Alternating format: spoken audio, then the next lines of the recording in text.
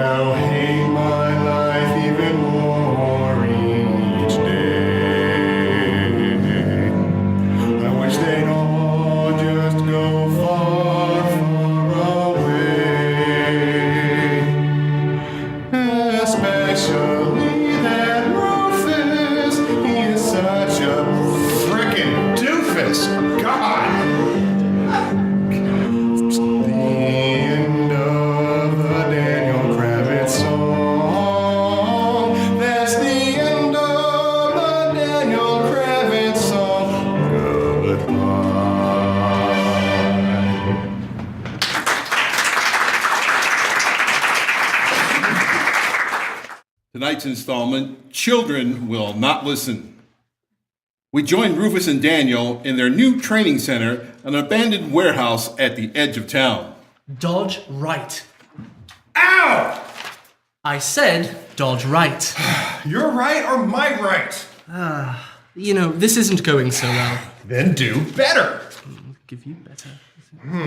I mean, if the student doesn't learn, it's the master's fault, right? I concede your point. Let's break up for today and pick back up first thing in the morning. Fine. I need to check on my shop anyway. The shop is fine. You concentrate on this. What? Where did you come from? Through the door, silly. Just a minute ago. You know that bell we have on the door at the antique shop? Remind me to buy one for this place. And speaking of establishments that keep food on our tables, who's running it? It's 6 o'clock. The shop is closed for the day, and Grezit is asleep. I read him his bedtime story, and he nodded right off. It sure is convenient that he sleeps 14 hours a night. That's odd. I saw nothing in the book about his kind needing so much rest. In fact, they're known for just the opposite. Oh, well... I love it when you're annoyed with me, but I can't figure out why. Does he do that to you, Rufus? All the time, Ms. Reynolds. Please, enough with the Miss Reynolds stuff. I'm just Abby. As you wish, Ms. Abby. I just came by to see if you'd killed each other yet. You appear to still be in one piece each. Well, not for lack of effort, I'm afraid. Daniel is full of natural instinct and talent, but he doesn't listen very well. It doesn't take a month of training to figure that out. I could have told you that on the first day. Yes, well, unfortunately, we have no choice but to keep trying. I have seen signs of the ultimate evil all around town since my arrival. It is coming, and if Daniel is going to live through this, I must train him, whether he wants to learn or not.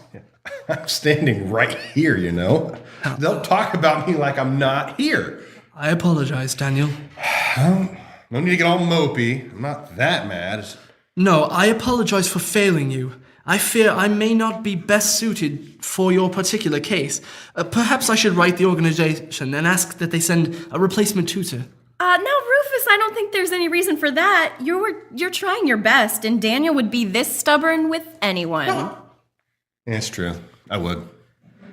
All right, well, I will see you both tomorrow. I'm going to go home and get some rest, and you should too. Also, if there's any trouble about, call me first. Do not, under any circumstances, try to handle it on your own. Daniel Eugene Kravitz, you're gonna give that poor man a stroke. What? Abby, I am trying.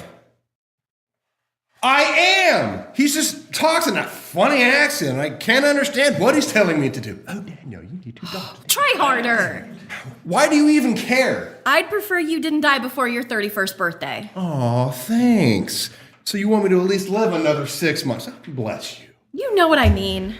Well, I know you are, but what am I? That makes no sense. Face makes no sense. Daniel! Daniel, get back here! Rufus said you weren't ready! We should call him! Daniel! Ah! Down the block, a pair of short, spiny, impish gnomes are making a mess on the street, strewing trash about, kicking puppies, knocking over bicycles, which some have riders on them, and creating general mayhem. Smash, smash, smash, smash, smash. Crash, crash, crash, crash, crash. We love to smash. We love to crash all day long. Oh, stop! What in the hell are you two? I'm Peggy, Peggy, Peggy. I'm Pootie, Pootie, Pootie. I'm evil, so you'll fear me. I'm disgusting, bad, and grody. We're the sisters who love looting, smashing, crashing, and boo-hooing. We're Peggy and Pootie Pugly. Oh, do you have to sing? Yes, sing we must. For if No, stop! Please, stop it now! They're so cute! Sort of. I mean, if they weren't so destructive, that is. Why are you destroying my town? Smash, smash, smash, smash, smash. Crash, crash, crash, Oh, crash, God, crash. stop it or I'll... We love to smash. We love to crash all day long. Yeah, no, I heard that as I was running over here, but loving, crashing, and smashing, it's not a good enough reason to do it. What are you, like, 6 years old? Peggy is 5, 5, 5, 5, 5. Pootie is 5, 5, 5, 5, 5. We're twinsy twins. Yeah, well, you certainly act like you're 5'5", whatever. You need to knock it off right now. Where are your parents? Daniel, be nice to them. Are you even serious right now? They're breaking windows and flipping cars, and you want me to be nice to them? I just think a more gentle tag might work. Okay, Peggy, Pootie, or whatever your names are, will you please behave yourselves? What are you going to do? We don't listen to you. So go and shove it up your butt. 'Cause we really don't give a fuck. Enough. Can you be any more immature? Wait, don't answer that. I've had enough of your songs. Daniel. Seriously, Abby, you see what they're doing, don't you? I do, but...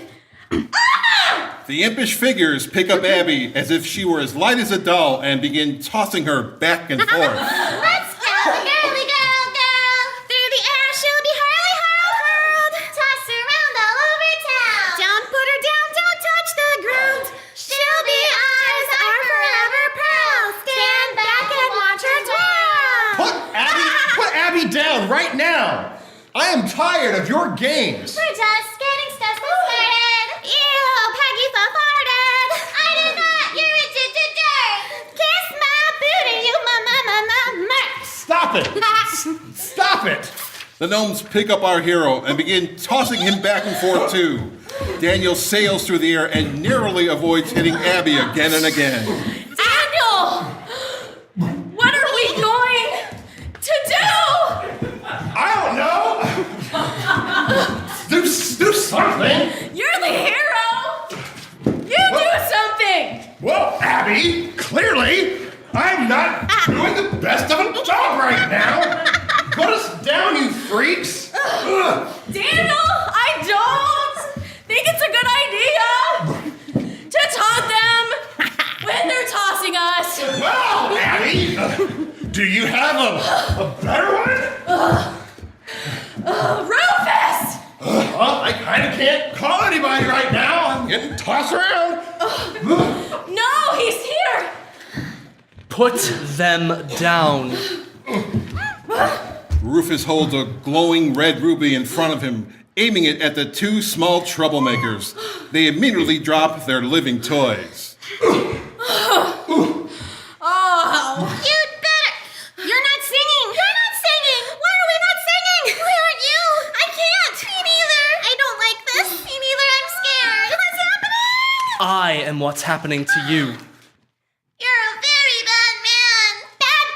Bad. You are a very naughty pair of children. You are in big trouble. What are you going to do to us? It doesn't sound right when you don't sing, Peggy. I know, Pootie.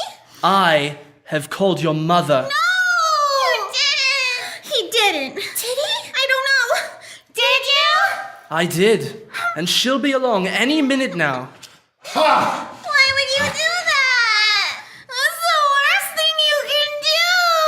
Let's run away, Pootie. I can't move, Peggy. Neither can I. What are they, Rufus? Gernumblies, Ms. Reynolds. Essentially your garden variety gnomes, but perhaps a little more impish than you might remember from your childhood stories. You guys are gnomes? Oh, that's lame. Do not taunt the children, Daniel. I think Daniel finally met someone with the same level of maturity as him. Hey! How did you find their mother, Rufus? Hey, how did you even know to call their mother? Well, I was not far when they began wreaking their havoc, and I knew right away who they were. Oh, their mother is a real piece of work, too. I've had a few run-ins with her in the past, but she will not be pleased that they snuck out without her permission, as I am sure they did. Did not. Yeah, we did. Why'd you tell him? Not going to help till right now. You suck. You suck. Children, simmer down now. You're both in big trouble now. That's good enough for me. Well, Rufula, thanks for stopping by before Abby and I got passed around like Abby on prom night. Jerk! I'm a lady!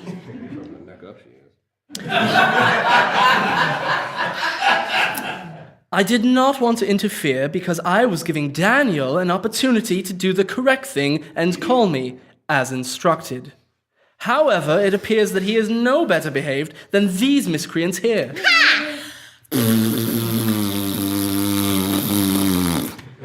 was just 2 little elves. Which you were not able to take care of on your own because you were not prepared. If you would only listen to me, we might actually make progress on your training, and then next time you could handle those little elves. We're not elves! Yeah! Sorry, gernumblies. Ah, here comes Mother Gernumbly now. Daniel, you had best go back to the antique shop. I don't believe she'll start any trouble, but seeing you, the chosen one, here might aggravate her. Seriously? I'm afraid so. Fine. Rufus, she looks mad. She does indeed, Ms. Reynolds. Perhaps we should make ourselves scarce as well. I believe it is safe to release these two from the gem now. Rufus lowers the ruby, and the gnomes scamper away. Their mother sees them and gives them chase as Abby and Rufus stand and watch. What a night. Thanks for the save, Rufus. You're welcome, Ms. Reynolds. Abby, please.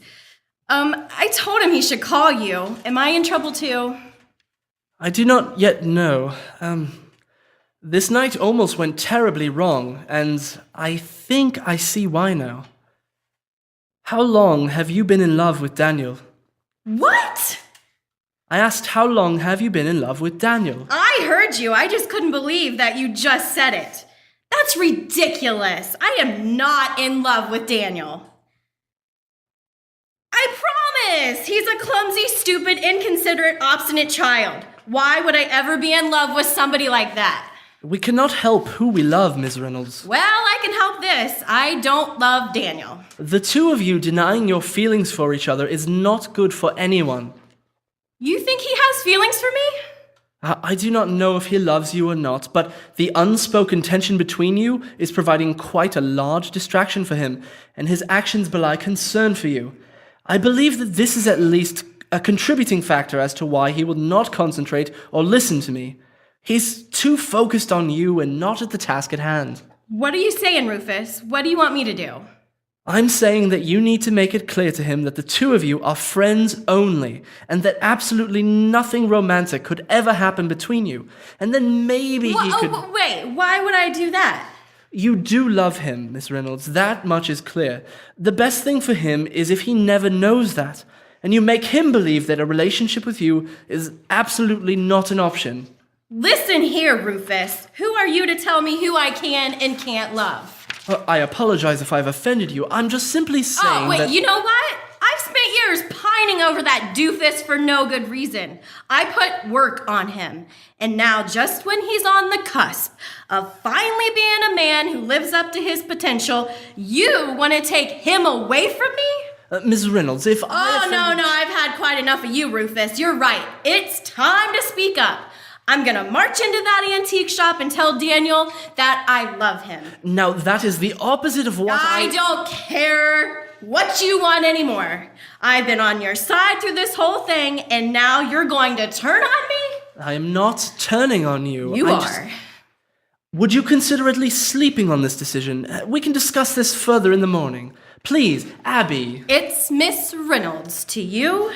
No, you've made up my mind for me. I appreciate it. Ms. Reynolds, please, wait.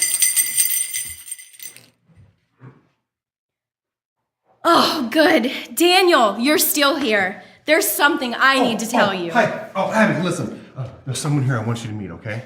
Hi, I'm Ragina. Regina? Oh, hello, Uncle Rufus. Who the hell is Ragina? And what does this beautiful woman who has clearly caught Daniel's eye mean for Abby? And did anyone suspect that Rufus had a family? I'm clearly speechless. For answers to these questions and more, join us in January for another tension-filled installment of Daniel Kravitz' Chosen One.